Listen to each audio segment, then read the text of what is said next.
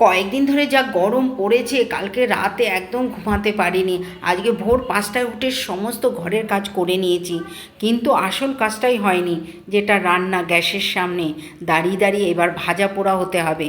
তরকারিও ভাজা পোড়া করব, আর শরীরও ভাজা পোড়া করব, কিন্তু কিছু করার নেই, রান্না করে খেতে হবে। সেই জন্য রান্নাঘরে যেতেই হবে এই গরমের মধ্যে। যাই হোক, রিতার খুঁটিনাটিতে সকলকে অনেক অনেক স্বাগত। আশা করি তোমরা ভালো আছো, সুস্থ আছো। আমিও তোমাদের ভালোবাসে খুবই ভালো আছি।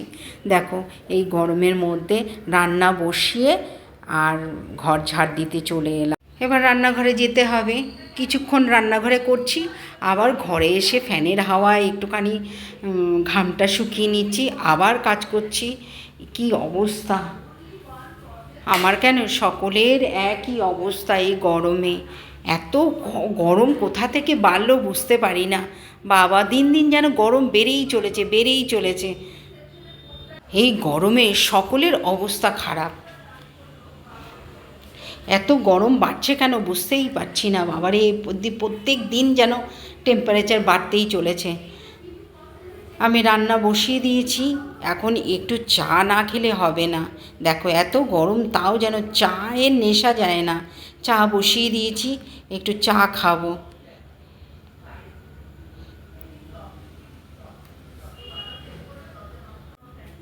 দেখো, চা বসিয়ে খুঁজে এলাম কি খাওয়া যায় চায়ের সঙ্গে, সেটাই খুঁজে শুরু করে দিয়েছি।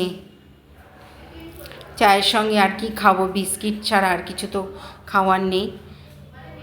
আর নাহলে ভাত খেতে হবে, কিন্তু এখন ভাত খেলে দুপুরে আর কখন ভাত খাবো তাহলে? সেই জন্য সকালে না আমার ভাত খাওয়া হয় না, কিন্তু খুব ইচ্ছে করে ভাত খেতে। এই গরমের মধ্যে রুটি টুটি একদম খেতে ইচ্ছে করে না। রুটি করতেও ইচ্ছে করে না, আর খেতেও ইচ্ছে করে না। অন্য কিছু খেতেই হবে। বিস্কুট আর চা খাবো, দুপুরবেলায় একেবারে ভাত খাবো। বন্ধুরা, তোমরা এত অসহ্য গরমও কে কী করছো কমেন্ট করে জানিও। তোমরা কে কী খাচ্ছো শরীর সুস্থ রাখার জন্য। আমি তো খালি জল খেয়ে যাচ্ছি, ফ্রিজে জল রাখছি আর জল শেষ। ফ্রিজে আমি একা খাচ্ছি না, বাড়ির সকলেই বোতল ভরে ভরে রাখছি ফ্রিজে, আর একটা একটা করে বোতল ফাঁকা হয়ে যাচ্ছে। আবার ভরছি, আবার ফাঁকা হয়ে যাচ্ছে। কি অবস্থা, এত গরম, এত গরম, কি করব বুঝতে পারছি না। রান্না শেষ করে আবার বেরোতে হবে, বাজার করতে যেতে হবে। এই গরমে দেখো, বাজার করতে যেতে হবে, কীরকম অসহ্য লাগে বলো তো, কিন্তু যেতে হবে। কিছু করার নেই, বাজার না হলে রান্না বান্না হবে না, তো খাওয়াও বন্ধ।